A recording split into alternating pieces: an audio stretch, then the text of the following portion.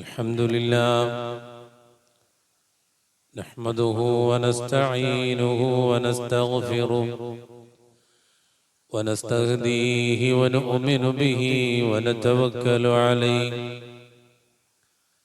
ونعوذ بالله من شرور أنفسنا ومن سيئات أعمالنا من يهده الله فلا مضل له ومن يضلل فلا هادي له أشهد أن لا إله إلا الله وحده لا شريك له وأشهد أن محمدا عبده ورسوله أرسله بالهدى ودين الحق ليظهره على الدين كله ولو كره المشركون اللهم صل على محمد وعلى آل محمد كما صليت على إبراهيم وعلى آل إبراهيم إنك حميد مجيد اللهم بارك على محمد وعلى آل محمد كما باركت على إبراهيم وعلى آل إبراهيم إنك حميد مجيد أما بعد فإن خير الكلام كلام الله وخير السنن سنن محمد صلى الله عليه وسلم وشر الأمور محدثاتها وكل محدثة بدعة وكل بدعة ضلالة وكل ضلالة في النار يا أيها الذين آمنوا اتقوا الله حق تقاته ولا تموتن إلا وأنتم مسلمون يا أيها الذين آمنوا اتقوا الله وقولوا قولا سديدا يصلح لكم أعمالكم ويغفر لكم ذنوبكم ومن يطع الله ورسوله فقد فاز فوزا عظيما أعوذ بالله من الشيطان الرجيم ولله على الناس حج البيت من استطاع إليه سبيلا സ്നേഹമുള്ള സത്യവിശ്വാസികളെ വിശ്വാസിനികളെ പരമകാരുണികനായ അല്ലാഹുവിന്റെ വിധിവിലക്കുകൾ ജീവിതത്തിൽ പ്രാവർത്തികമാക്കി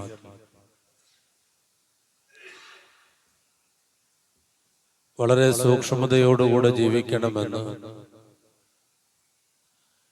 എന്നെ മറക്കാതെ എല്ലാ ഓരോരുത്തരോടും ഉറപ്പെടുത്തുകയാണ്, വസിയ്യത്ത് ചെയ്യുകയാണ്. ഞാൻ ഇന്നത്തെ ഖുതുബ തുടങ്ങുന്നതിന് മുമ്പ് ഈ വിഷയത്തിലേക്ക് ചേർത്ത് വെക്കാൻ പറ്റുന്ന ഒരു ചെറുപ്പക്കാരന്റെ അവരുടെ ജീവിതത്തിൽ സംഭവിച്ചു പോയ ഒരു അനുഭവം പറയാനാണ് ഉദ്ദേശിക്കുന്നത്. വളരെ ചെറുപ്പത്തിൽ തന്നെ പിതാവ് നഷ്ടപ്പെട്ടു കുടുംബത്തിന്റെ ഭാരം മുഴുവനും ഏറ്റെടുത്ത് ഒരു നല്ല ജീവിതം കെട്ടിപ്പടുക്കുന്നതിന് വേണ്ടി വിദേശത്തേക്ക് യാത്ര പോയതാണ്. ഒരു ദിവസം ജോലിയെല്ലാം കഴിഞ്ഞ് റൂമിൽ വന്ന് തന്റെ കയ്യിലുള്ള ബാഗ് റൂമിൽ വെച്ചതിന് ശേഷം വുളു എടുക്കുന്നതിന് വേണ്ടി പോകാൻ നേരത്ത് ആ റൂമിൽ ഒരു ക്രൈസ്തവനായ സഹോദരനുണ്ടായിരുന്നു. അദ്ദേഹം വുളു എടുക്കാൻ പോകുന്ന ഈ സഹോദരനോട് വളരെ സന്തോഷത്തോടുകൂടെ പറഞ്ഞു, നിങ്ങളൊരു യഥാർത്ഥ മുസ്ലിമാണ്. ജോലി കഴിഞ്ഞ് വന്ന ഉടനെ നമസ്കരിക്കാനാണല്ലോ പോകുന്നത്.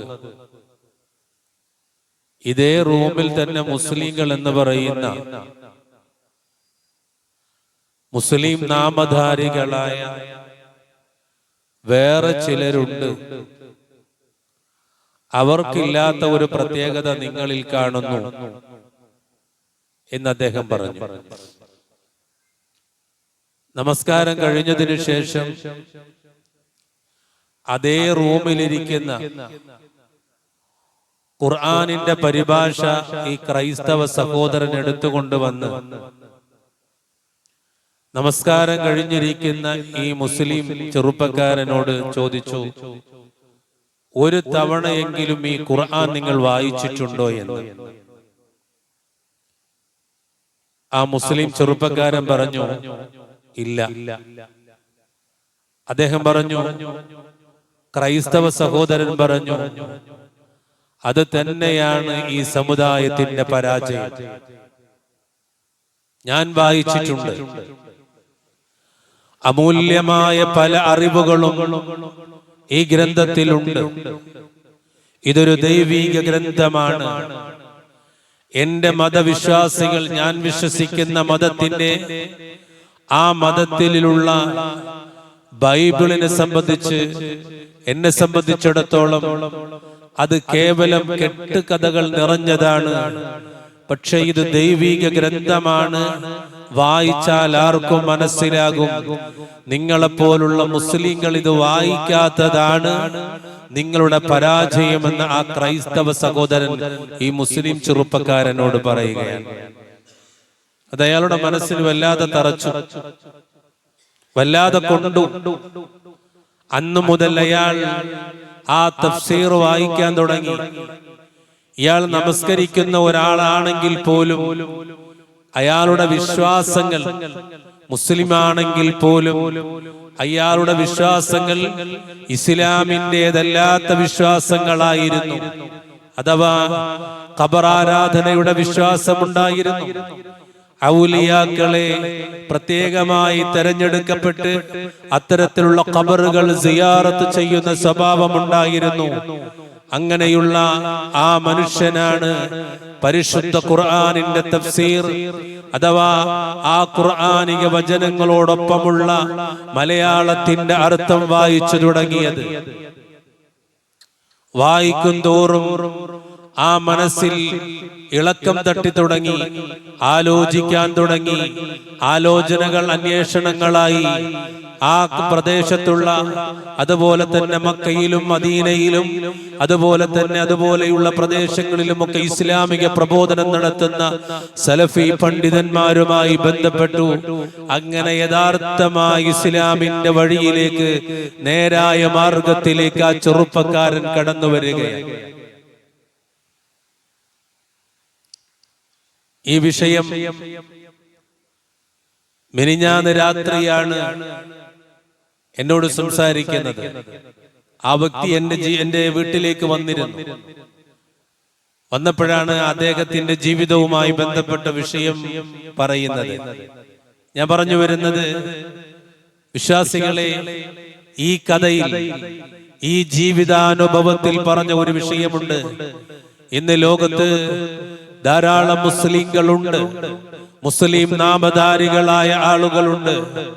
അവിടെ ആ ക്രൈസ്തവ സഹോദരൻ ചോദിച്ചതുപോലെ ഒരു തവണയെങ്കിലും 6236 വചനങ്ങളിലൂടെ കടന്നു പോകാൻ ഈ കാലഘട്ടം വരെയും നമുക്ക് സാധിച്ചിട്ടുണ്ടോ എന്ന ചോദ്യത്തിന് മറുപടി നമ്മൾ കണ്ടെത്തണം.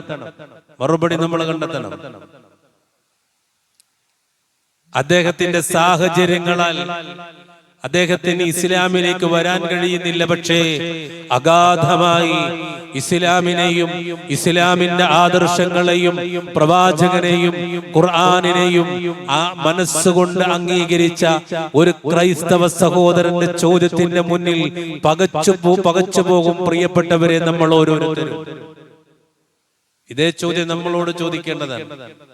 114 സൂറത്തുകളിലൂടെ 6236 വചനങ്ങളിലൂടെ എപ്പോഴെങ്കിലും പൂർണ്ണമായി ഒന്ന് അതിന്റെ അർത്ഥസഹിതം ഒന്ന് ഓതിപ്പോകാൻ, ഒന്ന് വായിച്ചു പോകാൻ, അതൊന്ന് മനസ്സിലാക്കാൻ നമുക്ക് സാധിച്ചിട്ടുണ്ടോ എന്നുള്ളത് പ്രിയപ്പെട്ടവരെ നാം മനസ്സിലാക്കണം. അല്ലാഹു സുബ്ഹാനഹു വ തആല ഒരുപാട് അവസരങ്ങൾ നമുക്ക് നൽകിയിട്ടുണ്ട് പരിശുദ്ധ ഖുർആനിലൂടെ. മനുഷ്യരെ, നിങ്ങൾ വിശ്വാസികളായി, നിങ്ങൾ മുഅ്മിനുകളായി, നിങ്ങൾ മുസ്ലിങ്ങളായി അല്ലാഹുവിനെ കണ്ടുമുട്ടുന്ന അവസരങ്ങൾ പരിശുദ്ധ ഖുർആനിലൂടെ അല്ലാഹു സുബ്ഹാനഹു വ തആല ബോധ്യപ്പെടുത്തിയിട്ടുണ്ട്. ആ അവസരമാണ്, ഒന്നാമത്തെ അവസരമാണ് അശ്ഹദു അല്ലാ ഇലാഹ ഇല്ലല്ലാഹ് വ അശ്ഹദു അന്ന മുഹമ്മദർ റസൂലുള്ളാഹ്. അത് അംഗീകരിച്ചവരാണ് നമ്മൾ ഓരോരുത്തരും. ഈ ലോകത്തൊരു സൃഷ്ടാവുണ്ടെങ്കിൽ ആ സൃഷ്ടാവ് അല്ലാഹു മാത്രമാണ്. അവനല്ലാതെ ഒരു ഇലാഹില്ല. ഈ ആകാശ ലോകങ്ങളെയും ഭൂമി ലോകങ്ങളെയും അതിലുള്ള സകല വസ്തുക്കളെയും സൃഷ്ടിച്ച് പരിപാലിച്ച് അത് പൂർണ്ണമായി സംരക്ഷിച്ച് അതിനെയെല്ലാം സംരക്ഷിക്കുവാനും അതിനാവശ്യമായതെല്ലാം നൽകുവാനും കഴിവുള്ള ഒരേ ഒരു സൃഷ്ടാവ് അത് അല്ലാഹു മാത്രമാണ്. ആ റബ്ബിനെ മാത്രമേ ഇലാഹായി അംഗീകരിക്കുന്നുള്ളൂ. ആ റബ്ബ് മാത്രമല്ല, ആ റബ്ബ് മാത്രമാണ് ഇലാഹായിട്ട് ഒരു ഇലാഹായിട്ടുള്ളൂ. അതല്ലാതെ ഒരു ഇലാഹില്ല എന്ന് അംഗീകരിച്ചവരാണ് നമ്മൾ ഓരോരുത്തരും. വഅശ്ഹദു അന്ന മുഹമ്മദർ റസൂലുള്ളാഹ്. മുഹമ്മദ് റസൂൽ അല്ലാഹുവിന്റെ ദൂതനാണ് എന്നും അവന്റെ അടിമയാണെന്നും വിശ്വസിക്കുന്നു. ഇത് ഉൾക്കൊണ്ടവരാണ് നമ്മൾ. അല്ലാഹു സാഹചര്യങ്ങളെ, അവസരങ്ങളെ തരാണ്. രണ്ടാമത്തെ അവസരം ഇഖാമത്തുസ്സലാം, നിസ്കാരത്തെ നിലനിർത്തലാണ്. എന്റെ ഖുത്ബ കേൾക്കുന്നവരെ, വഇഖാമത്തുസ്സലാം അല്ലാഹു നൽകിയ അവസരമാണ്. ഇന്നസ്സലാത കാനത് അലൽ മുഅ്മിനീന കിതാബൻ മൗഖൂത. വിശ്വാസികളുടെ പേരിൽ, മുസ്ലിങ്ങളുടെ പേരിൽ നമസ്കാരം സമയനിർണിതമാണ്. ഇന്നസ്സലാത കാനത് അലൽ മുഅ്മിനീന കിതാബൻ മൗഖൂത. ഖുർആൻ അത് കൃത്യമായി ബോധ്യപ്പെടുത്തുന്നു. ആ നിർണിതമായ നമസ്കാരത്തെ നിർണിതമായ സമയത്ത് നമസ്കരിക്കാൻ കഴിയുന്നവരാണോ നമ്മൾ ഓരോരുത്തരും? അല്ലാഹു നൽകിയ അവസരമാണ് നമസ്കാരം. നിസ്കാരം, അസ്സലാത്തു, നമസ്കാരം എന്ന് പറയുന്നത് അതൊരു പ്രകാശമാണ്. അല്ലാഹു സുബ്ഹാനഹു വ തആല അത് നമുക്ക് നമ്മുടെ ജീവിതത്തിൽ ഒരുപാട് മാറ്റങ്ങൾ ഉണ്ടാക്കുന്നു. ആ നമസ്കാരം ചീത്ത കാര്യങ്ങൾ ഒഴിവാക്കി നന്മകളെ വർദ്ധിപ്പിക്കുന്നു. അങ്ങനെ നന്മകളെ വർദ്ധിപ്പിക്കുന്ന, തിന്മകളെ ഇല്ലാതാക്കി കളയുന്ന ആ നമസ്കാരത്തെ നിർവഹിച്ചാൽ നാളെ പരലോകത്ത് രക്ഷപ്പെടാൻ അത് കാരണമാകുമെന്ന് ഹബീബുന മുഹമ്മദ് റസൂലുള്ളാഹി സ്വല്ലല്ലാഹു അലൈഹി വസല്ലമ പറയുമ്പോൾ ആ അവസരത്തെ ഉപയോഗപ്പെടുത്തുന്നവരാണോ നാം ഓരോരുത്തരും? ആലോചിക്കണം. ഒരു ദിവസത്തിൽ 5 വഖത്ത് നമസ്കാരത്തെ കൃത്യമായി നിർവഹിക്കാൻ നമുക്ക് കഴിയുന്നുണ്ടോ? അല്ലാഹു സുബ്ഹാനഹു വ തആല വീണ്ടും അവസരം നൽകി. സകാത്ത് ഒരു അവസരമായി നൽകി. അല്ലാഹു നൽകിയ സമ്പത്ത് അതിന്റെ നിസാബ് അനുസരിച്ച്, അല്ലാഹു പറഞ്ഞ കണക്കനുസരിച്ച് നമ്മുടെ കരങ്ങളിൽ ഉണ്ടെങ്കിൽ ഒരു വർഷം തികഞ്ഞാൽ അതിന്റെ 2.5% പാവപ്പെട്ടവന്റെ അവകാശമായി കൊടുക്കണമെന്ന് അല്ലാഹു പറയുമ്പോ ആ അവസരത്തെ ഉപയോഗപ്പെടുത്താറുണ്ടോ? പ്രിയമുള്ളവരെ, നാം ഓരോരുത്തരും ആലോചിക്കണം. നാലാമതായി അല്ലാഹു സുബ്ഹാനഹു തആല നൽകിയ അവസരം പരിശുദ്ധ റമദാനാണ്. അത് നമുക്ക് വലിയ ഒരു ആഘോഷമാണ്. വലിയ സന്തോഷത്തോടുകൂടെ റമദാനിനെ സ്വീകരിക്കുന്നവരാണ് നമ്മൾ ഓരോരുത്തരും. റമദാൻ വന്നു കഴിഞ്ഞാൽ നമ്മുടെ മനസ്സിനെല്ലാം വല്ലാത്ത ഒരു വിശാലതയാണ്.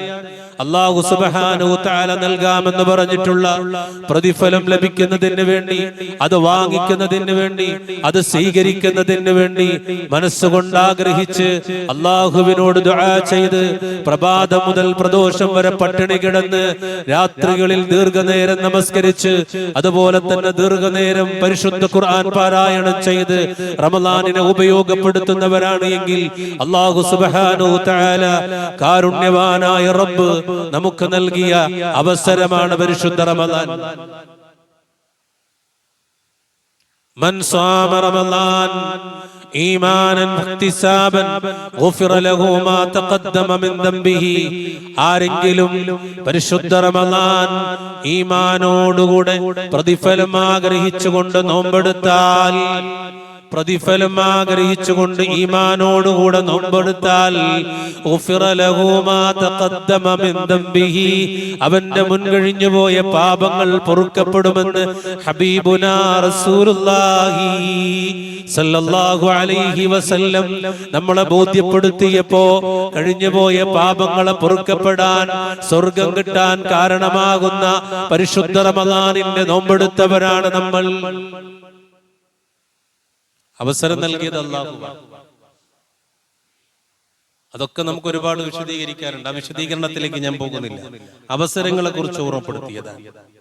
അവസാനമായി അല്ലാഹു സുബ്ഹാനഹു തആല വീണ്ടും നമുക്കൊരു വലിയ അവസരം നൽകുകയാണ്. പരിശുദ്ധമായ ഹജ്ജ്. ഹജ്ജ് വല്ലാത്തൊരു അനുഭൂതിയാണ്.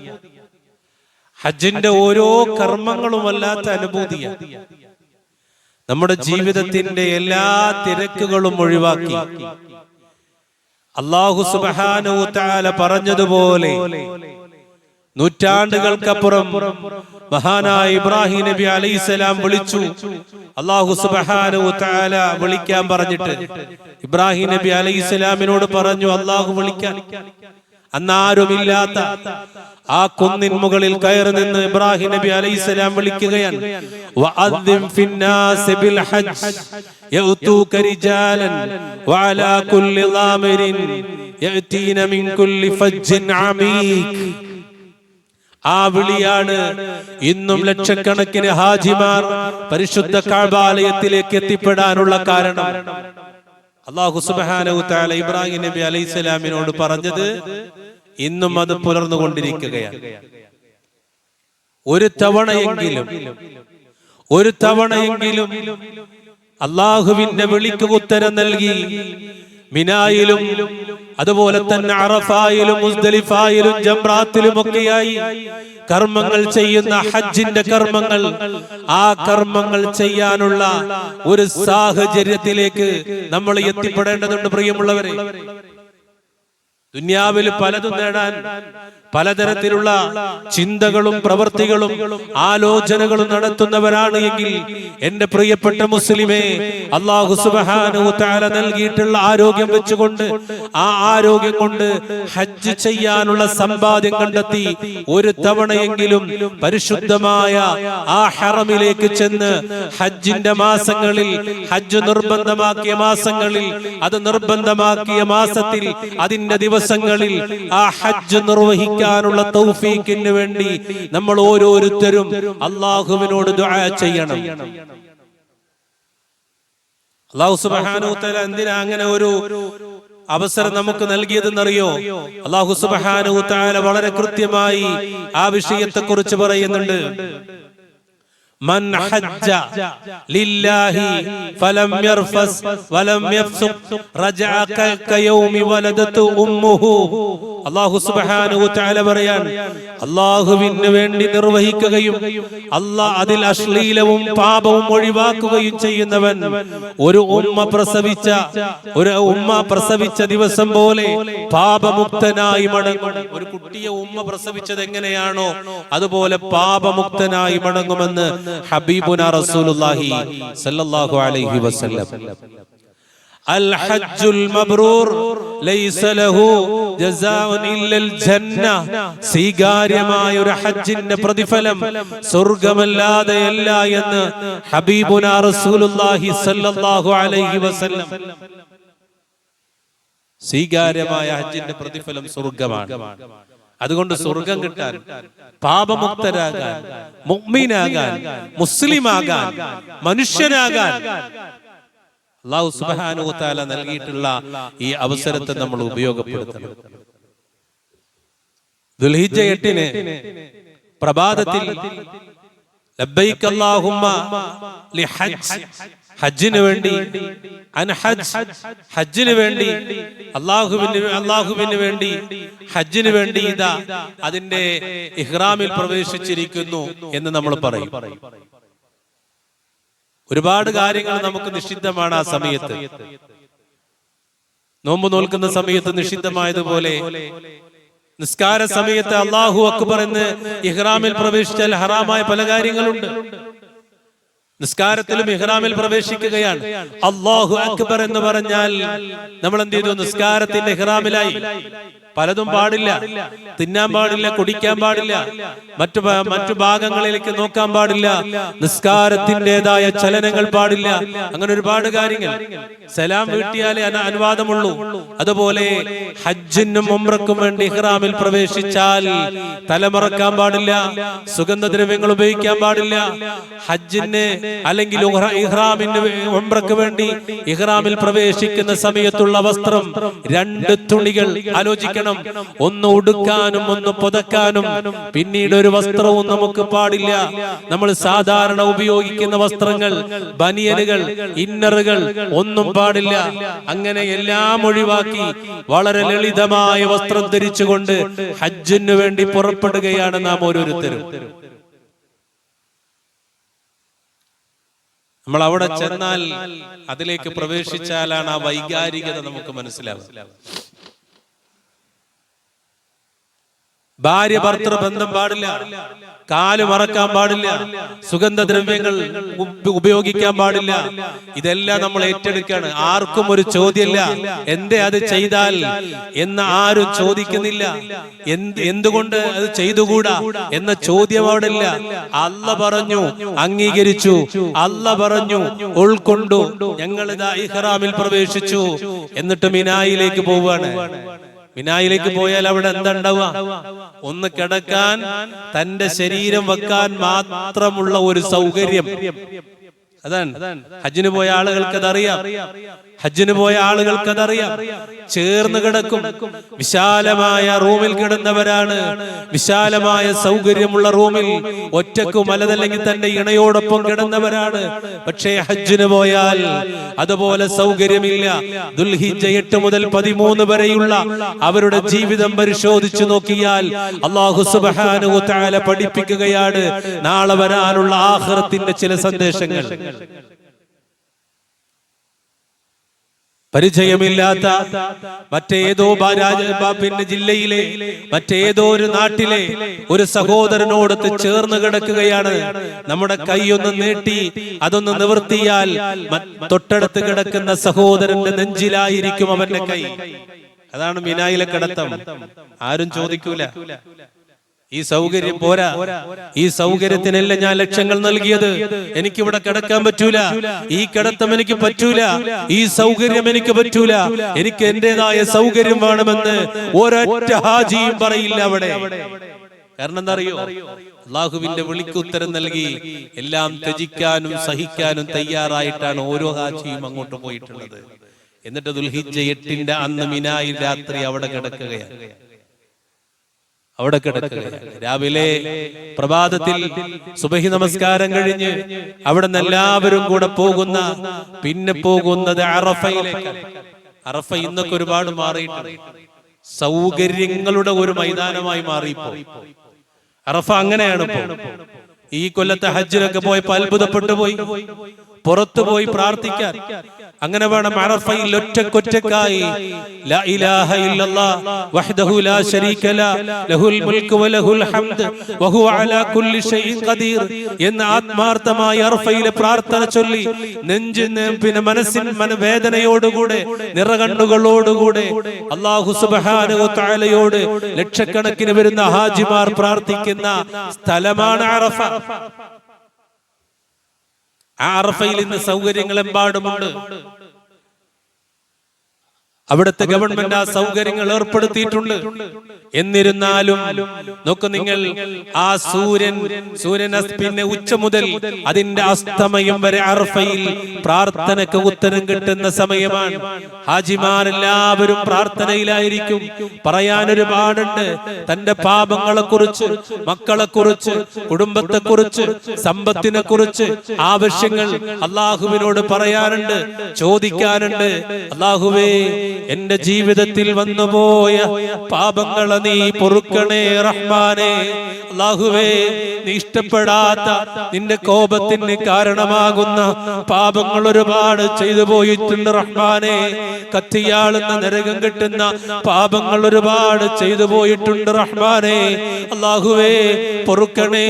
അല്ലാഹുമ്മ ഗ്ഫിർലി, അല്ലാഹുമ്മ ഗ്ഫിർലി, അല്ലാഹുമ്മ ഗ്ഫിർലി. അല്ലാഹുവേ, നീ എനിക്ക് പുറത്തു തരണേ റഹ്മാനേ. ربنا ظلمنا أنفسنا وإن لم تغفر لنا وترحمنا لنكونن من الخاسرين. മഹാനായ ആദം നബി അലൈഹിസ്സലാം പ്രാർത്ഥിച്ച പ്രാർത്ഥനയാണ്.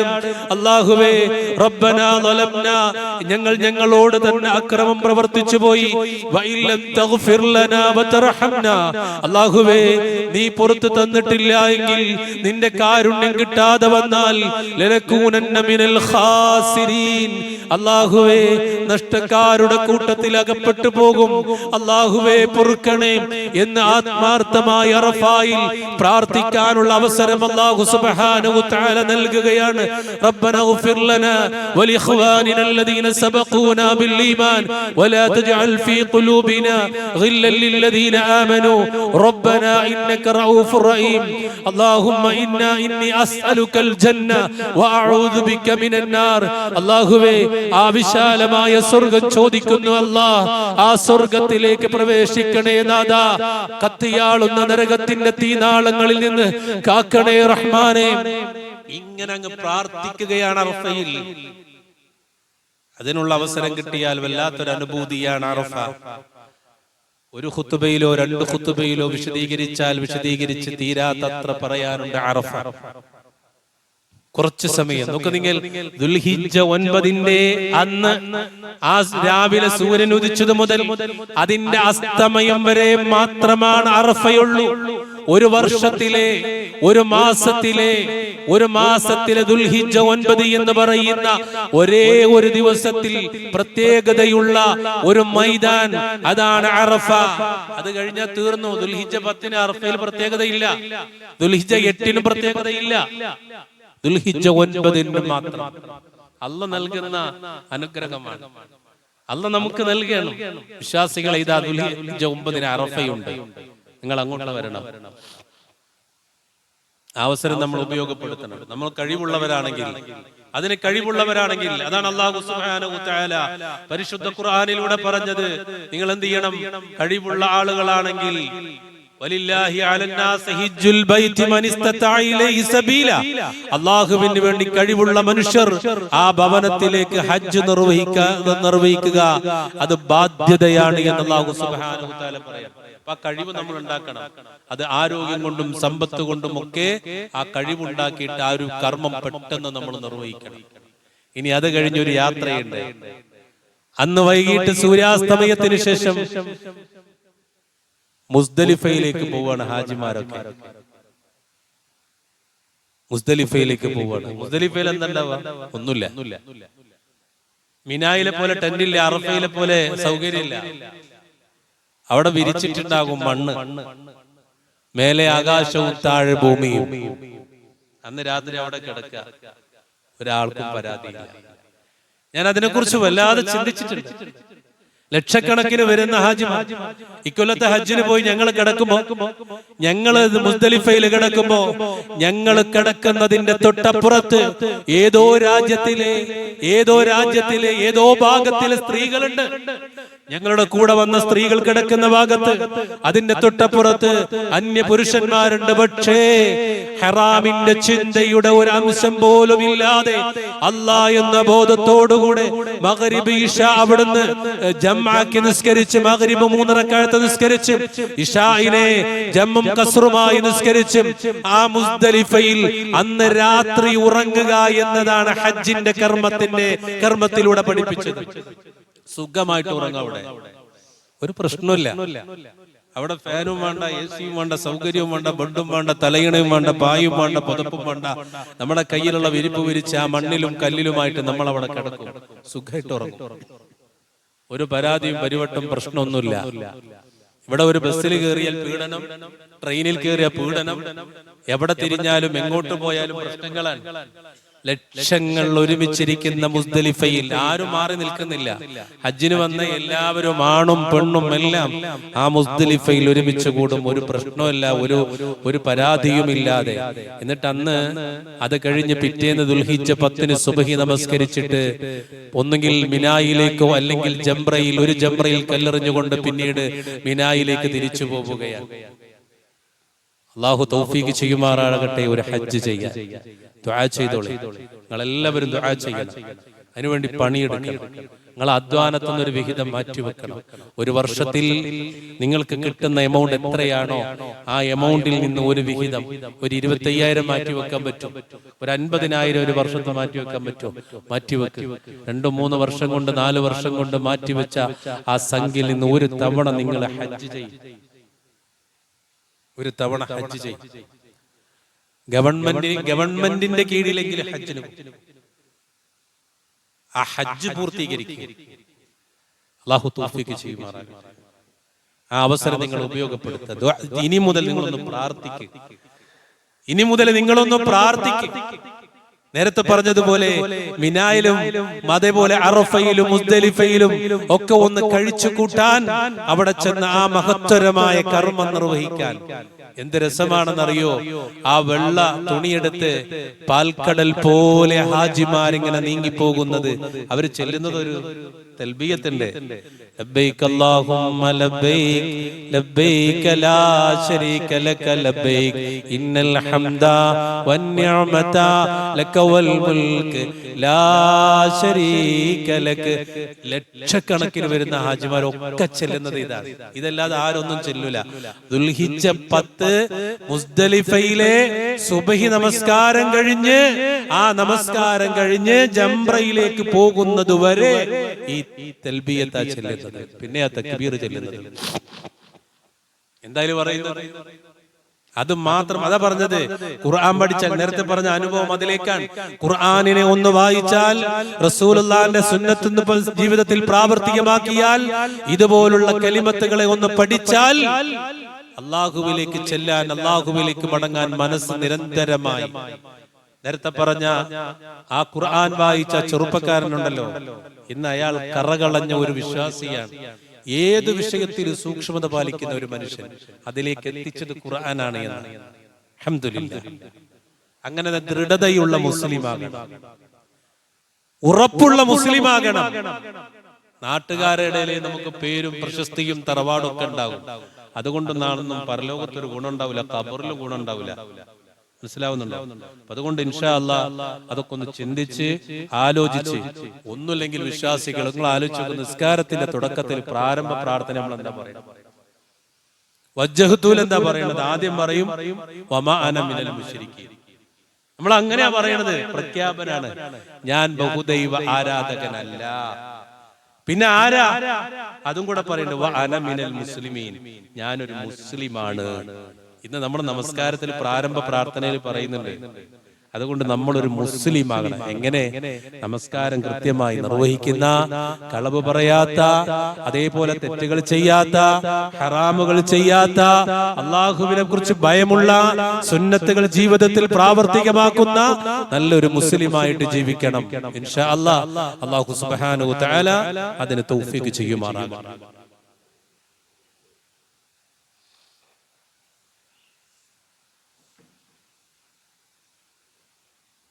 അൽഹംദുലില്ലാഹ് അസ്സലാത്തു വസ്സലാമു അലാ റസൂലില്ലാഹി വഅലാ ആലിഹി വസഹ്ബിഹി അജ്മഈൻ. അമ്മാ ബഅദ്. ഊസിക്കും സാനിയ ബിത്തഖ്വല്ലാഹ്. ഒരിക്കൽ കൂടി അല്ലാഹുവിനെ സൂക്ഷിക്കണമെന്ന് ഓർമ്മപ്പെടുത്തുകയാണ്, ഉപദേശിക്കുക. അപ്പൊ ഹജ്ജിനെ സംബന്ധിച്ചാണ് പറഞ്ഞത്. പറയാൻ ഒരുപാടുണ്ട്. അതിന്റെ ഓരോ ഭാഗവും പറയുമ്പോ ഒത്തിരി കുറേ നാൾ ഖുതുബ പറയാനുള്ള ഒരു വിഷയമാണ് ഹജ്ജിനെ പോലെയുള്ള കർമ്മങ്ങളൊക്കെ. ഞാനതൊന്ന് നിങ്ങളുടെ മനസ്സിലേക്ക് വരാൻ വേണ്ടി ചുരുക്കി പറഞ്ഞത്.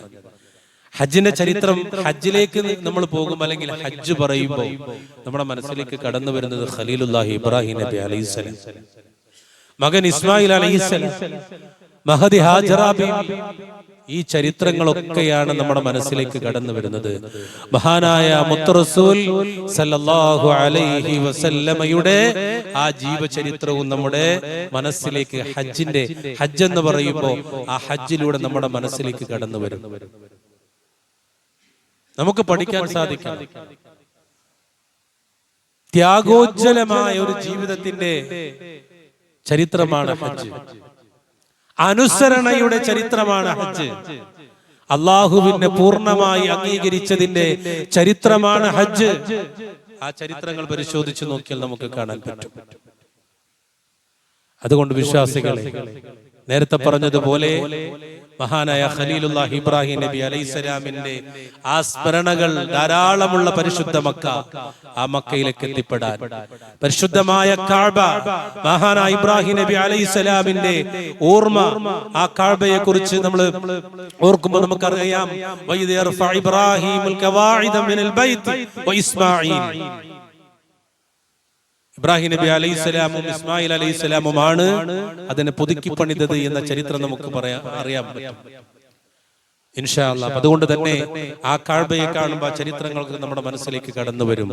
ആ രൂപത്തിൽ ആ ചരിത്രങ്ങളെ പഠിക്കാനും ഈ പ്രതിഫലങ്ങൾ അല്ലാഹു സുബ്ഹാനഹു വ തആല നൽകിയിരിക്കുന്ന ഈ അവസരങ്ങൾ ഉപയോഗപ്പെടുത്താനും ഇൻഷാ അല്ലാഹ് അതിനെ സ്വീകരിക്കാനും ആ പ്രതിഫലം നേടിയെടുക്കാനും ആഗ്രഹിച്ച് പ്രാർത്ഥിച്ച് അതിനൊരു തയ്യാറെടുപ്പ് നടത്തണം ഇൻഷാ അല്ലാഹ്. അല്ലാഹു സുബ്ഹാനഹു വ തആല തൗഫീഖ് ചെയ്യുമാറാകട്ടെ. അതുപോലെ തന്നെ അല്ലാഹു നൽകിയ അനുഗ്രഹമാണ് ജുമുഅ. ആഴ്ചയിൽ ഒരു ദിവസം പള്ളിയിൽ ഒരുമിച്ച് കൂടാന്നുള്ളത്. ജുമുഅ ദിവസം ഒരുപാട് പ്രത്യേകതയുണ്ട്. അന്ന് അല്ലാഹുവിന്റെ റസൂലിന്റെ പേര് സ്വലാത്ത് ഇല്ല, അൽകാഫ് സൂറത്ത് ഓതുക, പള്ളിയിൽ നേരത്തെ വരിക, നല്ല വസ്ത്രം ധരിക്കുക, സുഗന്ധം പുരട്ടുക, അങ്ങനെ ഒരുപാടുണ്ട്. ഈ വെള്ളിയാഴ്ച നമുക്ക് നൽകിയൊരു അവസരമാണ്, അല്ലാഹ് നൽകിയൊരു അവസരമാണ്. മനസ്സിലാവുന്നുണ്ട്? അതുകൊണ്ട് കഴിവിന്റെ പരമാവധി പള്ളിയിലേക്കൊക്കെ നേരത്തെ വന്ന് ആ ഒരു പ്രതിഫലം, പറഞ്ഞ പ്രതിഫലം എനിക്ക് കിട്ടണം എന്ന ഒരു ബോധ്യത്തോടു കൂടെ ഇൻഷാ അല്ലാഹ് പള്ളിയിലേക്ക് വരാനൊക്കെ തയ്യാറാണ്. ഇതൊക്കെ ഒരു പക്ഷേ ഈ മിമ്പർ തന്നെ പല ഖത്തീബുമാരും പറഞ്ഞ് ബോധ്യപ്പെടുത്തിയിട്ടുണ്ടാവും. അങ്ങനെ കേട്ടത് നമ്മൾ ചെയ്യാതിരുന്നാൽ, ചെയ്യാൻ അവസരം ഉണ്ടായിട്ട് ചെയ്യാതിരുന്നാൽ അല്ലാഹു സുബ്ഹാനഹു വ തആല പരലോകത്ത് ചോദ്യം ചെയ്യും എന്നൊരു പേടി നമുക്കുണ്ടാകണം. ഇതൊക്കെ നമുക്ക് വേണ്ടിയാണല്ലോ അല്ലാഹ് പറഞ്ഞത്. നമ്മൾ രക്ഷപ്പെടാനല്ലേ അല്ലാഹു ഈ വഴിയൊക്കെ പറഞ്ഞു തന്നത്. പിന്നെ എന്തിനാ ഒരു അമാന്തം? പിന്നെ എന്തിനാ നമ്മൾ പുറകോട്ട് പോകുന്നത്? ഫമൻ കഫറ, ഈ കാര്യങ്ങളൊക്കെ നിഷേധിച്ചു കഴിഞ്ഞാൽ അല്ലാഹു സുബ്ഹാനഹു വ തആല പിന്നെ ഒരു നിശ്ചിത സമയം കഴിഞ്ഞ് അവസരത്തെ ഉപയോഗപ്പെടുത്തിയിട്ടില്ല എങ്കിൽ ഖതമല്ലാഹു അലാ ഖുലൂബിഹിം വഅലാ സമഇഹിം വഅലാ അബ്സാരിഹിം ഗിശാബത്തുൻ വലഹും അദാബുൻ അലീം. അല്ലാഹു സീൽ വെച്ച് കളയും. പിന്നെ ഒരു നിലക്ക് നമുക്ക് മാറാൻ കഴിയില്ല. അപ്പം അതുകൊണ്ട് ആ പേടിയോടും ഭയത്തോടും കൂടെ കേൾക്കുന്ന ഏതൊരു നല്ല കാര്യത്തെയും ഉത്സാഹത്തോടുകൂടെ ജീവിതത്തിൽ പ്രാവർത്തികമാക്കാൻ തയ്യാറാവുക. അല്ലാഹു സുബ്ഹാനഹു വ തആല അതിന് തൗഫീഖ് ചെയ്യുമാറാകട്ടെ. അല്ലാഹു നമ്മുടെ പാപങ്ങളൊക്കെ പുറത്ത് അവരിഷ്ടപ്പെടുന്നവരുടെ കൂട്ടത്തിൽ ഉൾപ്പെടുത്തുമാറാകട്ടെ. പരിശുദ്ധമായ ഖുർആൻ അത് വായിക്കാനും പഠിക്കാനും ഒക്കെ നമ്മൾ ഇൻഷാ അല്ലാഹ് നമ്മൾ തയ്യാറാകണം. അല്ലാഹു സുബ്ഹാനഹു വ തആല അതിനെ തൗഫീഖ് ചെയ്യുമാറാകട്ടെ. അല്ലാഹുവേ, ജീവിതത്തിൽ ഒരിക്കൽ ഹജ്ജ് നിർവഹിക്കാനുള്ള തൗഫീഖ്, ഹജ്ജും ഉംറയും നിർവഹിക്കാനുള്ള തൗഫീഖ് നൽകണം റഹ്മാനെ. ആ പരിശുദ്ധമായ മണ്ണിലേക്ക് എത്തിപ്പെടാൻ തൗഫീഖ് നൽകണം റഹ്മാനെ. അല്ലാഹുവേ, പരിശുദ്ധമായ ദീനനുസരിച്ച് ഖുർആൻ അനുസരിച്ച് ജീവിക്കാൻ തൗഫീഖ് നൽകണം റഹ്മാനെ. അല്ലാഹുമ്മ ഗ്ഫിർ ലിൽ മുഅ്മിനീന വൽ മുഅ്മിനാത്ത് വൽ മുസ്ലിമീന വൽ മുസ്ലിമാത്ത് അൽ അഹ്യാഇ മിൻഹും വൽ അംവാത്ത് ഇന്നക മുജീബു ദഅവാതി യാ ഖാദിയൽ ഹാജാത്ത്. അല്ലാഹുമ്മ അജ്റിനാ മിനൻ നാർ, അല്ലാഹുമ്മ അജ്റിനാ മിനൻ നാർ, അല്ലാഹുമ്മ അജ്റിനാ മിനൻ നാർ. റബ്ബനാ ആതിനാ ഫിദ് ദുനിയ ഹസന വഫിൽ ആഖിറതി ഹസനത വഖിനാ അദാബൻ നാർ. റബ്ബനാ തഖബ്ബൽ മിന്നാ ഇന്നക അൻതസ് സമീഉൽ അലീം വതുബ് അലൈനാ ഇന്നക അൻത التواب الرحيم واغفر لنا يا غافر المذنبين آمين برحمتك يا أرحم الراحمين. الحمد لله رب العالمين.